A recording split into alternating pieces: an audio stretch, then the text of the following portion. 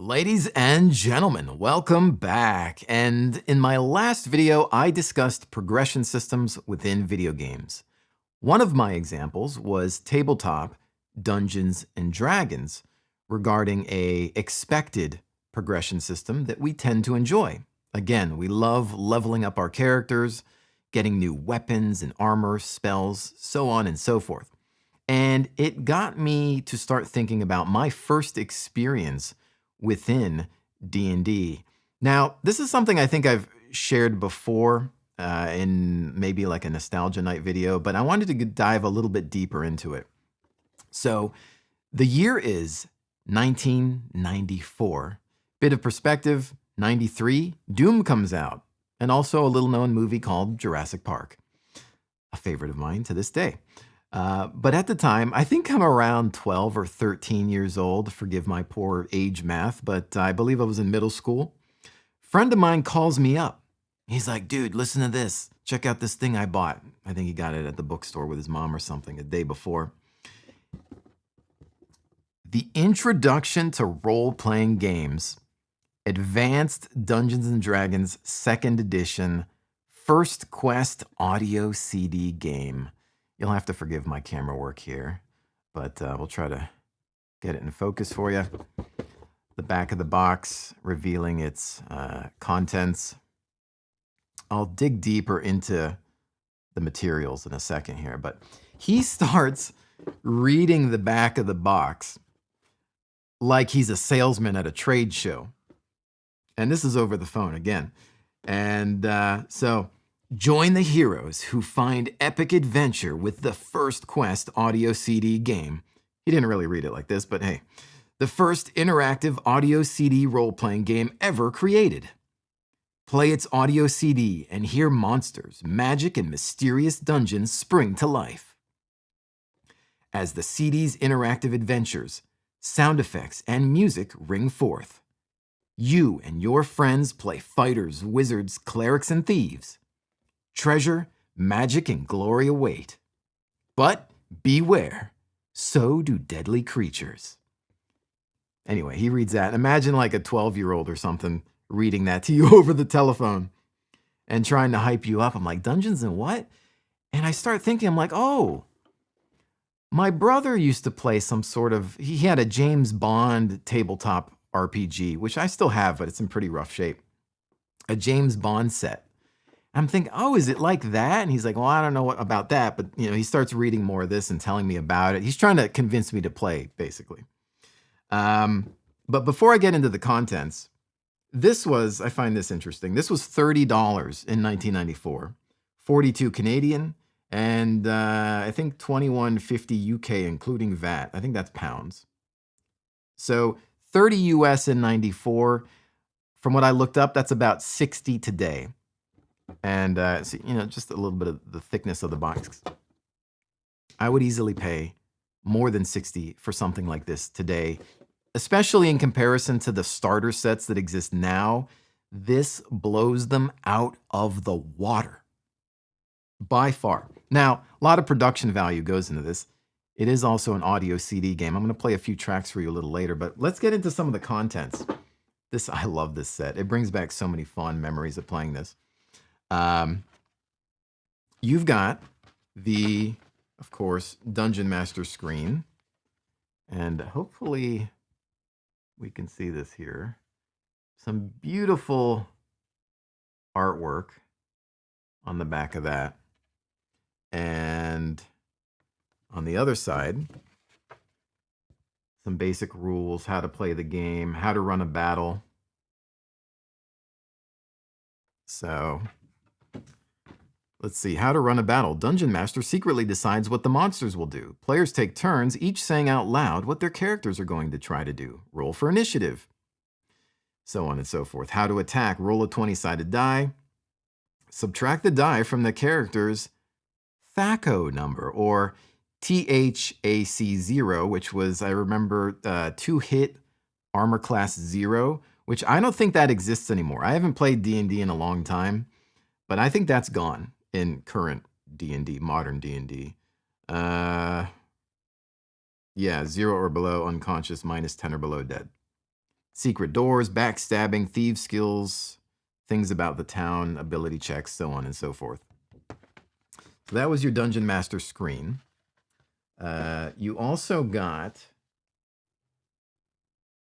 these cards here, which this was, I'm going to get you a little bit of zoomage here. This was the town. Freedale, Hillsdale, something like that. I don't remember.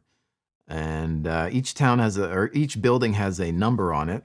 And if you flip the card over, it tells you what is in, again, sorry for the camera work.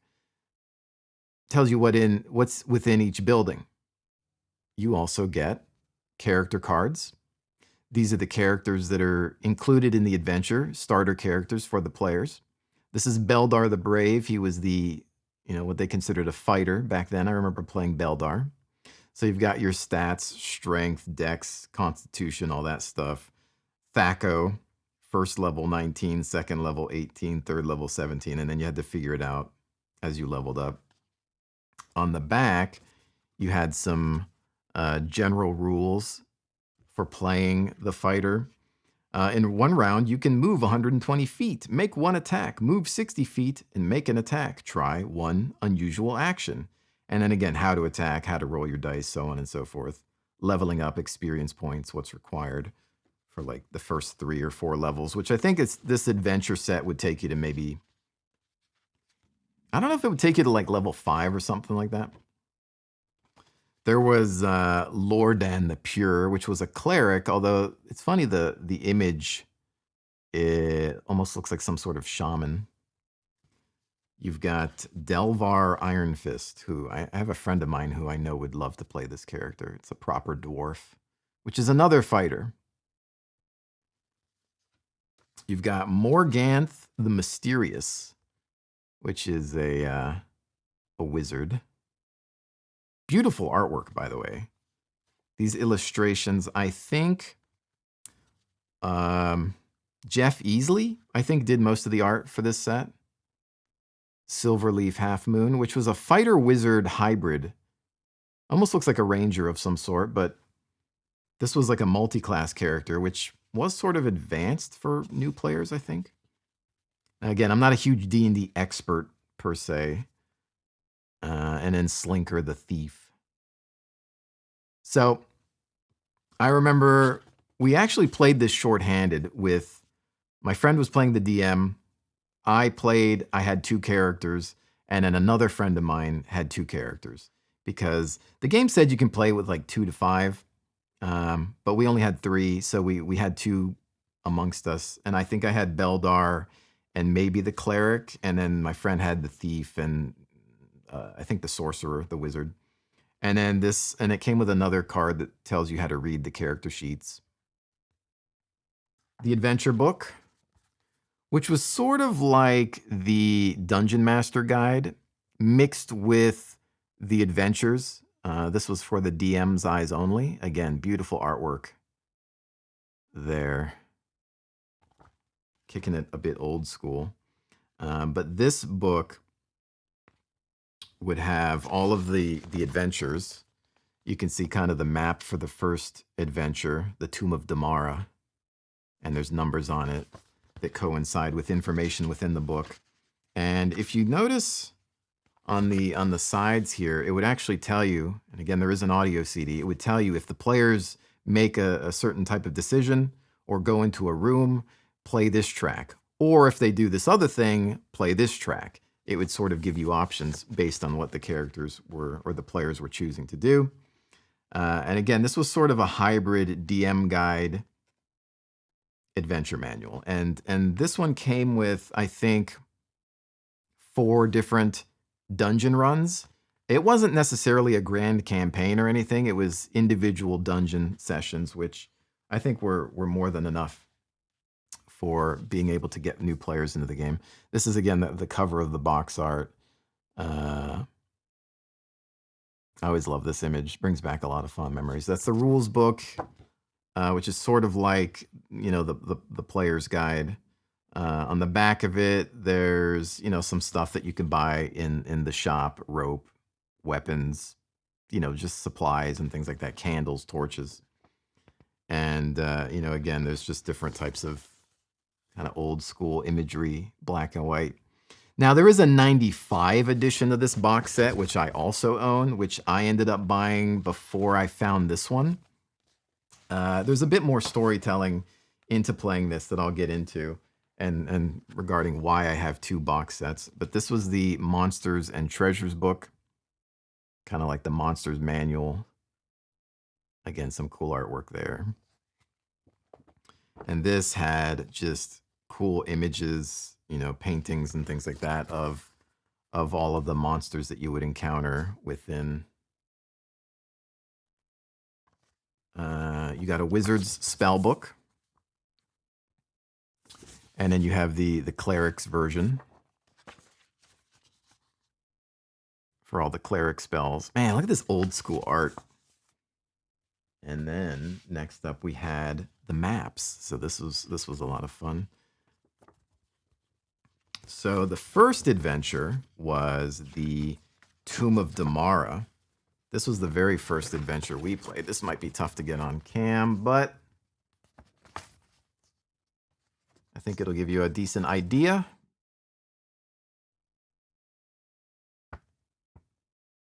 On this one, you started over here, and then you were supposed to get into here, as far as I recall.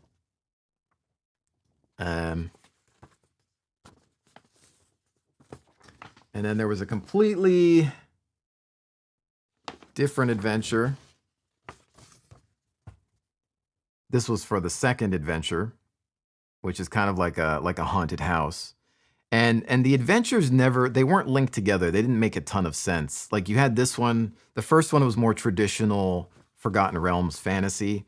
This one's more like a different time period, kind of Victorian era haunted house or something like that. And then you had this really weird adventure in Wild Space, which was a campaign setting, I think, that I never experienced in D&D, where you actually went into a fantasy outer space. You've got these like dragon ships and things like that. And then the third adventure, I know this is probably kind of blurry, but it's like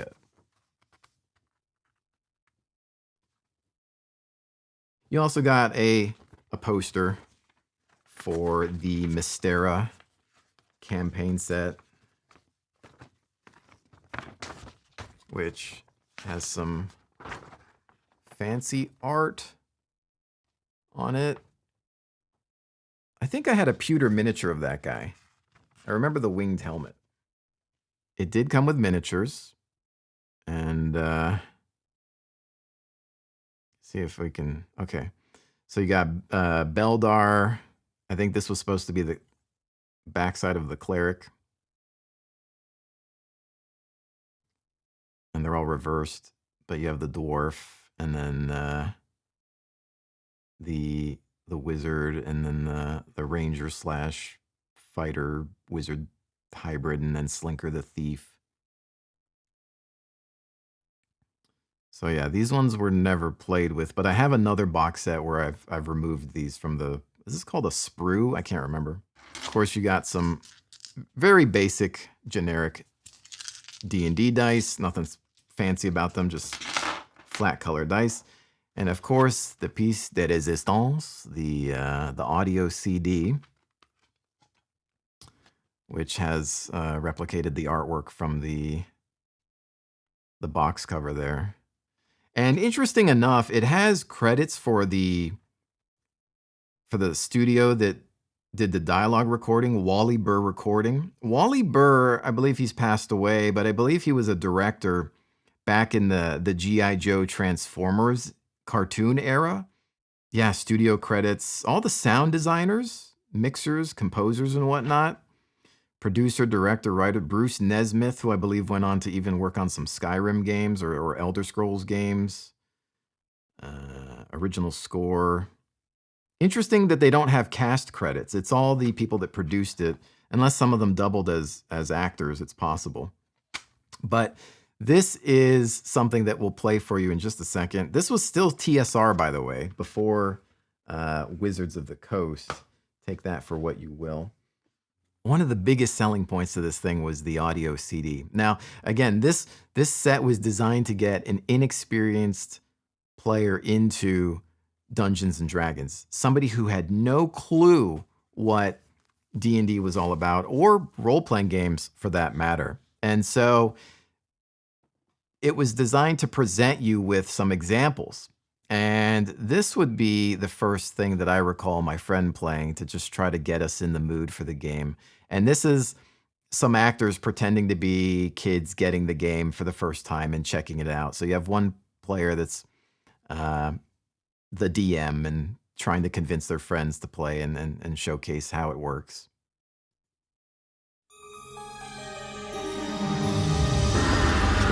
Old man, what are you doing in this temple of evil? I am the last priest king of Detachuan Temple.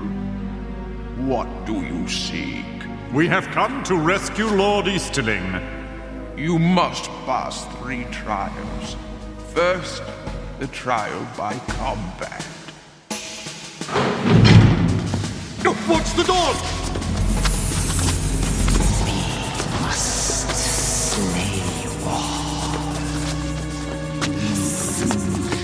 Die, humans. Warrior, watch your back! Please keep your back down! Watch your back! What you have just heard is a typical adventure from the advanced Dungeons and Dragons game known to insiders as AD&D. In AD&D, Insiders. you get to be a brave hero who goes on dangerous adventures to save kingdoms and find lost treasure.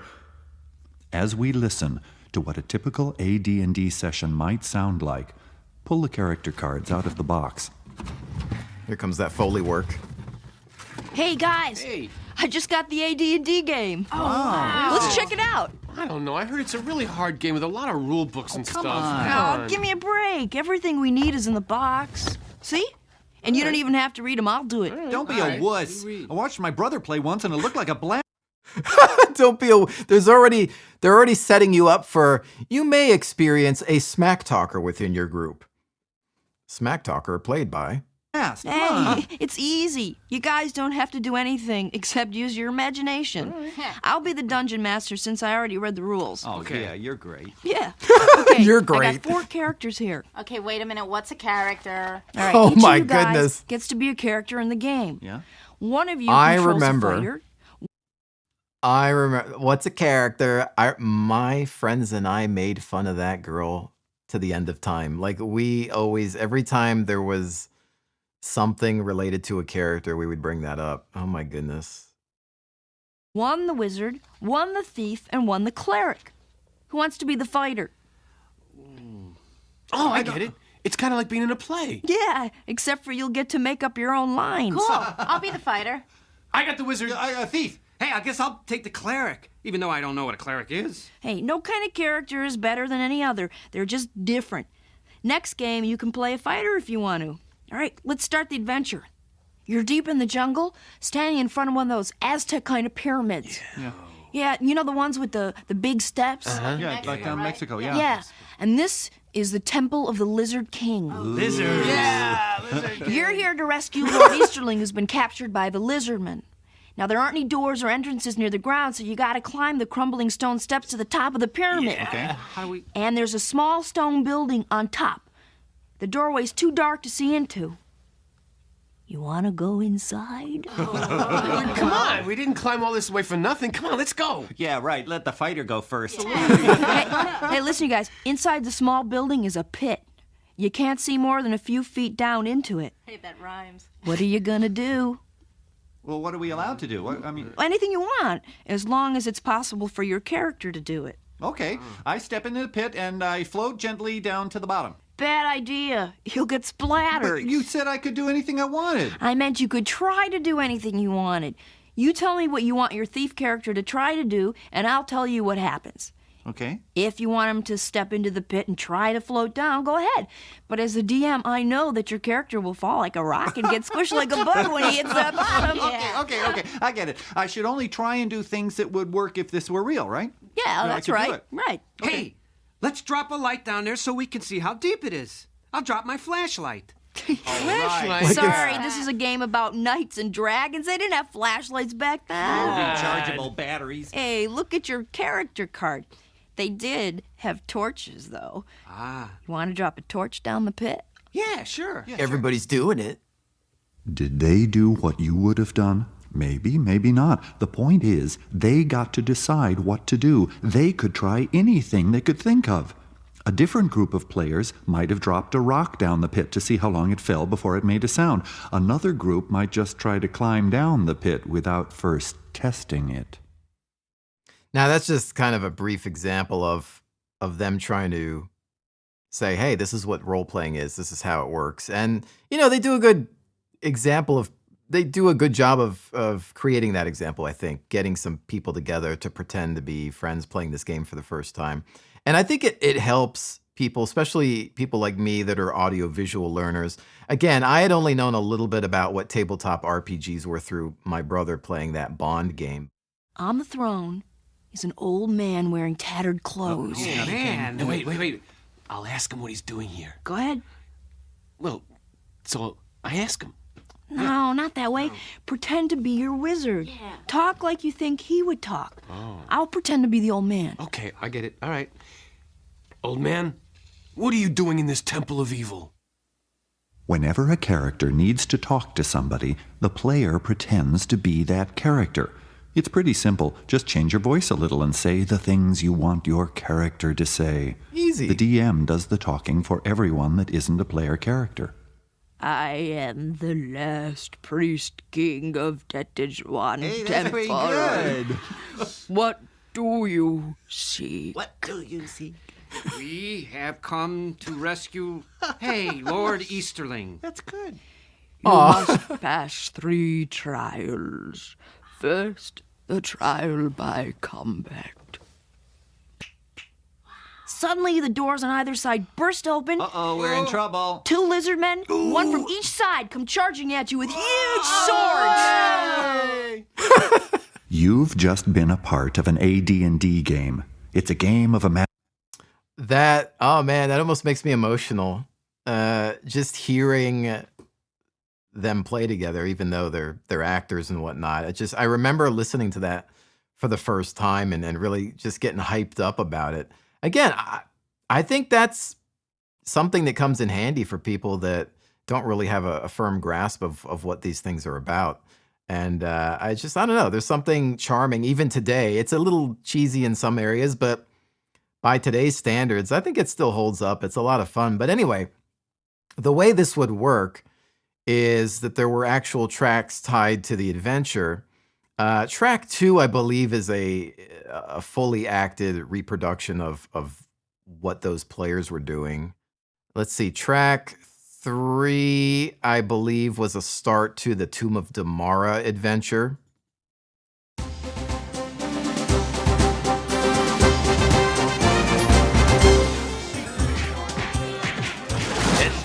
Five gnolls, 2 hobgoblins, a lizard man, and 20 orcs I slayed, I did. 20 orcs flopping around like mackerel on my sword. Ah! Don't you think you might be exaggerating just a wee bit, warrior? Perhaps maybe you badly bruised one orc. What, you calling me a liar? What do you think? Nobody calls Brandon Hardlow a liar. Just defend yourself now. Hardlow, steel yourself. I think you made a serious mistake challenging the thief. Well, this doesn't concern you, warrior. I challenge this miserable thief. He might be miserable, but he is also formidable. I personally saw him whack a dragon bone from bone. You did? From behind, of course. You did. Hey! Where'd that miserable thief go? Look out, he's behind you. Where? I don't see nothing. Well, must have been mistaken. He moves like lightning. Invisible lightning. Well, if he ain't gonna fight me, no point in waiting around here. I got better things to do, you know. We'll be seeing you. I like nothing more than seeing the air let out of a blowhard. He's gone now, thief. You can come out of the shadows. Ah, good. I thought I might actually have to fight that fool for a moment. Dying violently is bad. Dying stupidly is inexcusable. I know, but sometimes I just can't restrain myself, especially when I get bored. And the last few weeks haven't exactly been exciting. I think that's just about to change. Hear ye! Hear ye! Hear ye! A terrible tragedy has bestruck this fair city.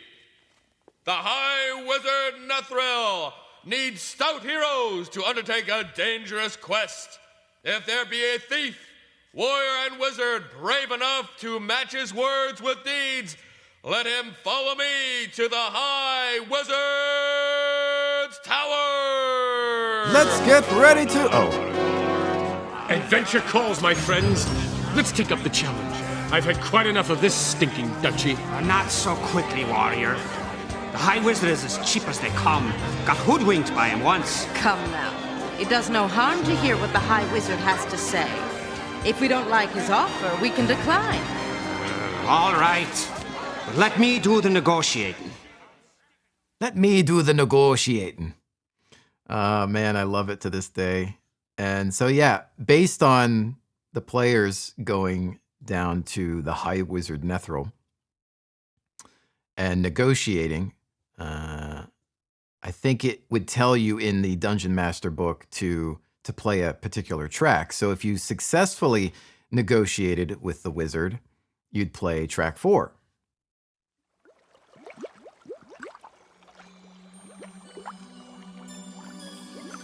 You drive a hard bargain. Good luck to you. Have the clerics ready. I expect we will return red with wounds. If you return at all. If you unsuccessfully negotiated, it would tell the DM to play track 5. Your demands are ridiculous. Begone, adventurers. Major Domo, find me adventurers who won't attempt to bankrupt me. Worthless, littleness, hungry.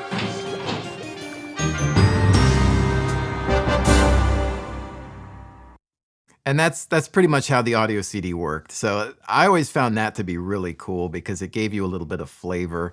And being somebody that's into post-production sound and voice acting these days, honestly, for something that was made in '94, I think a lot of it holds up. It's fun, a little campy and over the top in some areas, but I don't know. It has a charm today that I still think works. Now, I think when you got to the tomb, and I don't want to play too many of these because they're pretty long, but or there's a lot of them. This was getting to the tomb for the first time. Well, there's the castle. It must have been abandoned for years. Look, the upper stories, they're all burned out. The pillars that collapsed, holes dug everywhere. Is it my imagination, or did I hear a song? Someone's been here recently. Orc tracks. Not too old. We're being watched. Yes. The closer we get, the more I feel their terror. Whose terror? Wizard! I suspect you know more than you are telling. You're right, thief, I do. And I suppose if you are to die here, you have a right to know. Damara was a great king, who legend tells us ruled here by virtue of the power of his magical orb. A score of years ago, the evil ogre Bone Gnasher attacked his castle in search of the orb. Damara's troops held out valiantly, but wave upon wave of orcs crashed upon these battlements, wore down the defenders, and drowned them in the onslaught. Knowing that his fate was sealed, Damara spent his last breaths in desperate attempt to keep the orb out of the hands of Bone Gnasher. Legend holds it that he hid it somewhere in his castle. His enemies have searched for it ever since. If the orb has not been found for 20 years, why would Terrans suddenly be concerned with it? I know many strange things. But please don't ask me to explain the ways of elves or how they gain their secret knowledge. Suffice it to say that I have learned to respect them. I can't see anything inside, but it's certain it smells of filth and decay.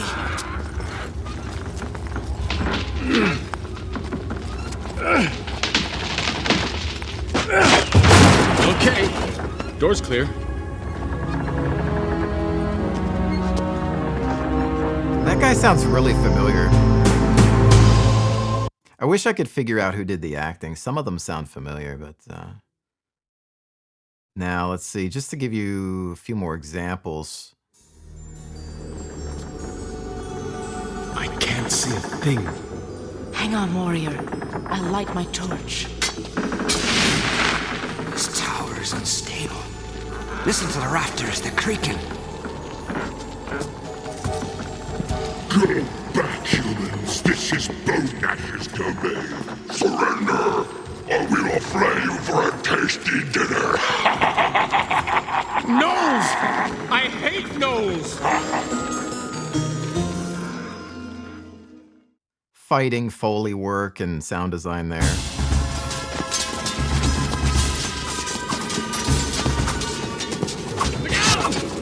Over there! Heck your back to the wall! From behind! Distract them! I'll take them from behind!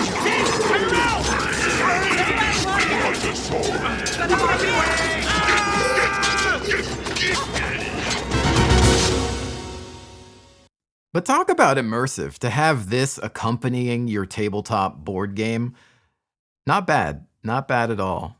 Let's see, I'm trying to find the one with the kobolds before we finish up, because that one was particularly funny. Hey,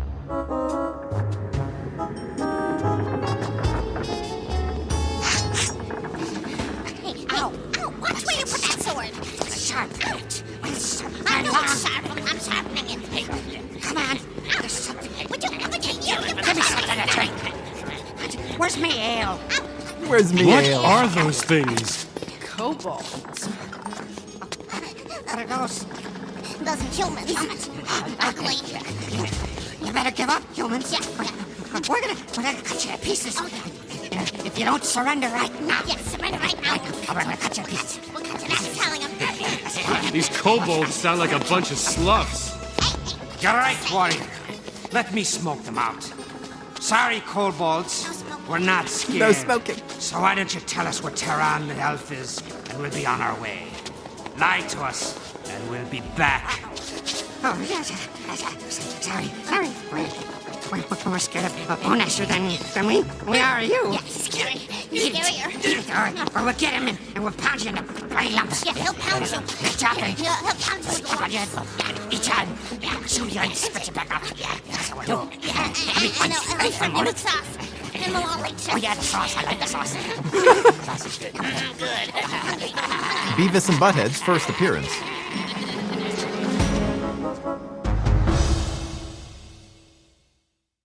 Now, in this encounter, it was, okay, well, what do you want to do? And the players could either choose to intimidate the kobolds, fight them, kill them, or potentially negotiate with them. And I think one of the options was this next track where the players may have chosen to part with some gold in exchange for information.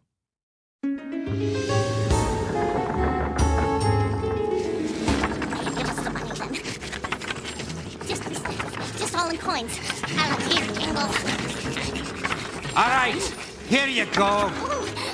More coins. Done okay by us. Yeah, loyalty's kind of stupid if there's money involved. Sure is. Couldn't put it better myself. No way. Silence! Now where is the elf?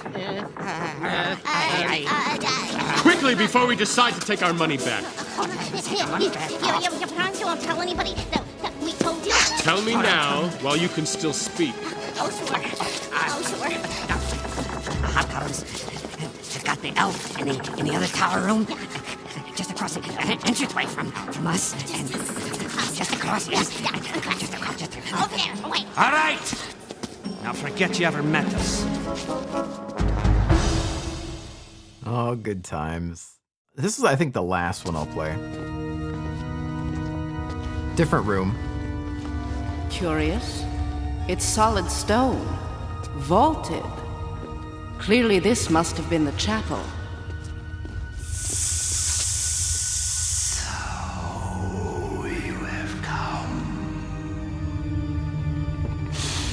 To surrender your lives. How sad. What is it, wizard? A lizardman shaman. I did not know such things still walked the earth. The lizard man. And I remember he would show, an example of the lizard man there. And yeah, those are a few examples. I believe the audio tracks existed for the 2 adventures in the game. Maybe the 3rd, I don't remember, but there was 2 adventures that at least had audio production for them. I think the last 2 adventures, the Wild Space one and the Mount Dread one, didn't. The set tries to wean you off of some of the supplementary material. There's obviously the audio production comes to an end. You don't get as many maps. In fact, I think they give you a blank space to create a second level of the Mount Dread dungeon. And I recall at the time my friend was kind of put off by the fact that we were out of audio and maps and whatnot. Not really realizing that a lot of D&D is about using your imagination, coming up with your own stories and adventures, making your own maps, and bringing your miniatures along for the adventure. So I recall him not really wanting to play too much more, which is why I had offered to buy his box set and eventually just found my own edition a little later. This is, again, the 95 edition. This version, though, I always wanted the set that he had, and I found this on eBay at some point and fairly mint condition, so I've been taking care of it as much as possible. Whereas mine ended up with a little bit of damage. My cat got a hold of it, and, well, the rest is history. But, oh, man, just listening to those tracks again brings back some amazingly fond memories. And just, I can smell the box set. It's like, it's funny how we associate smells and sounds with certain time periods. I can picture us in my friend's room and us playing this game for the very first time. It was absolutely an incredibly magical experience.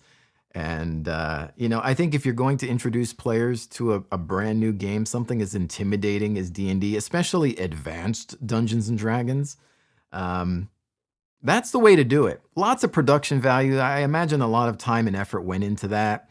So I can see why studios probably don't do things like that today. But in comparison to, current generation starter sets, this is how you do it. Ladies and gentlemen, hopefully you enjoyed this look at the Advanced Dungeons & Dragons First Quest starter set from 1994. A lot of fun taking this trip down memory lane. And yeah, maybe look up those audio tracks, see if they're on YouTube. If I can find them somewhere, I'll put them in the description below because they're fun to listen to, even like a little audio drama. They're not perfectly tied together because it's based on being played when you enter a room, but they're still fun to listen to because I think the production value still holds up pretty well today. But with that said, ladies and gents, thank you so very much for joining me. I'll see you on the next one.